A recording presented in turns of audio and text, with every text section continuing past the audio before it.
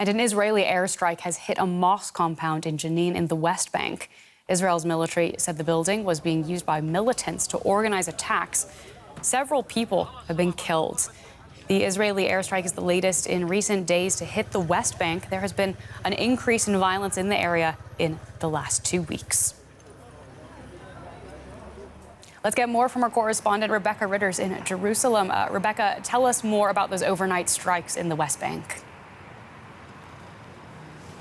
Well, Claire, we had confirmation from the Israeli military a little after 3 a.m. this morning that they had indeed carried out this airstrike. As you just mentioned, they claimed that the mosque in the refugee camp was being used as a compound for both Islamic Jihad and Hamas militants who they say were planning to carry out an imminent attack, that they had intelligence of that, and that's why they decided to strike. They also said that these particular militants also carried out attacks in recent weeks, and so they needed to act. That's according to the Israeli military. Now, it's not the first time that Jenin has been struck by the air. In the summer, some people might remember there was quite a significant raid on the Jenin camp. The Israeli military going in to try and rout out militants, as they say, and try and take away some of the hardware, ammunition, and destroy some of the other compounds that used by militants in the area. Now, we can't verify whether these attacks were going to be carried out, obviously, but we do know that Hamas in Gaza has been calling on militants all over the West Bank to join in what they call the resistance, join into this war and pick up fighting from the other front in the West Bank that hasn't, to this date, has not opened up yet. But that is certainly what Hamas operatives, Hamas militants in Gaza are calling for. Rebecca, and you've been recently reporting from the West Bank. Let's take a look at one of your reports, and then we will come back to you. Friday prayers sound out in Ramallah, the West Bank's biggest city. But the faithful's prayers soon turned to protest against Israel's devastating strikes on Gaza. This woman says her whole family is there. Shame for what is happening to them. They slaughtered children and women. We do not forgive the Arab countries because they let us down. They did not stand by us. They left us alone. I hope someone will listen. We don't need empty words. We need someone that stands by us. And more feel that Hamas is doing just that. "We are your soldiers, Mohammed Daif," they chant, praising Hamas's military wing commander. The West Bank is not governed by Hamas, but by Fatah, the party that controls the Palestinian Authority, or PA.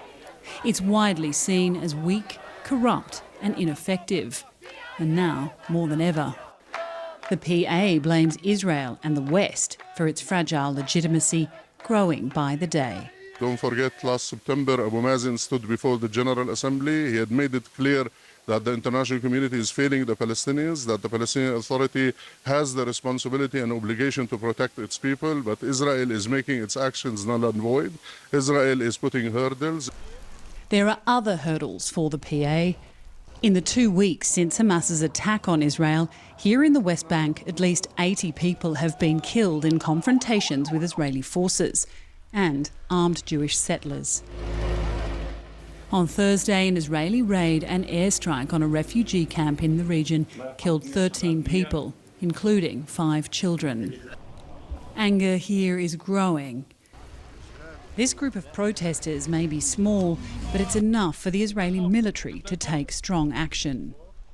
Up on the hilltop you can see Israeli snipers. They've been shooting live rounds of ammunition to these protesters who've been burning tyres and throwing stones. So far, the paramedics say 7 people have been shot, including one of their own. The West Bank is not a major focus of the Israeli military response for now. But with the public losing even more faith in the Palestinian Authority and support for Hamas apparently growing, there is a fear here that that could soon change. Rebecca, thank you so much for your reporting there. Did you get a sense in your reporting that the conflict in Gaza is indeed already spreading to the West Bank? Well, when you speak to people in the West Bank, they talk about their fear. The biggest changes we've seen in the last couple of weeks in the West Bank is a significant deterioration of their ability to move around. We've seen general strikes, and we're seeing a rise in settler violence, and people saying that they're quite scared to leave their homes to go out. I mean, in cities like Ramallah in the centre, it is controlled by the Palestinian Authority. Largely, there are not settlements in the centre of the city, so people have sort of more freedom of movement. But moving in between cities in the West Bank has become increasingly hard. Checkpoints have been bolstered, extra checkpoints have been put up. So people talk about the dire situation to their just daily lives. They're finding things a lot harder. But also, there is a huge amount of fear there as well. People worried that the West Bank is also going to be dragged into this conflict. I said in the report that it so far hasn't really been a focal point for the Israeli military, but that they have bolstered troops there. They definitely are keeping an eye on that area. And as we saw last night, carrying out strikes, we saw another one on Thursday in another refugee camp further south than Jenin. So it is something that the Israeli military are concerned about, and residents as well. I mentioned also the distrust of the PA. I've been reporting in the West Bank for a while, and when you speak to people for a long time, they've been saying that the PA, they haven't had elections, they don't feel represented, they don't feel supported, and they don't feel secure. They don't feel that the Palestinian Authority are offering them any kind of safety or any defence. But that has just increased. People used to not like to talk about those things publicly, where now, as you can see in that protest, people openly supporting Hamas, even in the centre, even in Ramallah. So we are seeing changes there, and of course everyone watching very closely as to how that will evolve in the West Bank. Indeed, lots of concern internationally about potential spillover from this conflict. This morning, Syrian state media reporting Israeli airstrikes there, including on 2 airports. What's the latest you can tell us about a conflict with Israel's neighbors?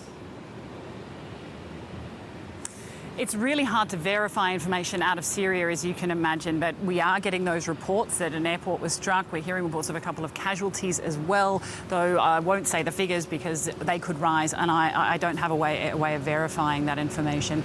So, Israel has not claimed responsibility for that attack, but we know that they do strike in targets in Syria. They do, even before this war started, they target what they say is munitions coming in from Iran, and operatives operating in Syria, but they don't very often comment on it. Now, of course, the fear is, the global fear, the international fear as well, is that other countries, particularly Lebanon and Syria, will get dragged into this, that Hezbollah, the other terrorist organisation operating in southern Lebanon, that we've been seeing tit-for-tat skirmishes or rocket fire, I should say, coming in from Hezbollah fighters as well. Israeli military retaliating. The Israeli military watching that area really, really closely. Obviously, that would be a huge escalation that nobody, Israelis or the international community, really nobody wants to see. We're seeing support from the US being bolstered in the Mediterranean to try and prevent that, to try and de-escalate the situation. And it's unfortunately a bit of a wait and see as to just how involved. We know that Hezbollah have threatened. They said, that Israel will pay a dear price if they were to go in this ground offensive, this expected ground offensive in Gaza. There's no way of knowing whether or not that is what the Israeli military, we believe that this has been slightly delayed. We're, of course, expecting it, but it hasn't happened yet, and perhaps that is part of the reasoning why it hasn't happened yet, Claire. Obviously, a very tense situation, particularly on the northern border, the West Bank, the other front that's being watched, and, of course, the horrific scenes that we're seeing in Gaza. Rebecca, thank you so much for your reporting. As Rebecca Ritters for us in Jerusalem.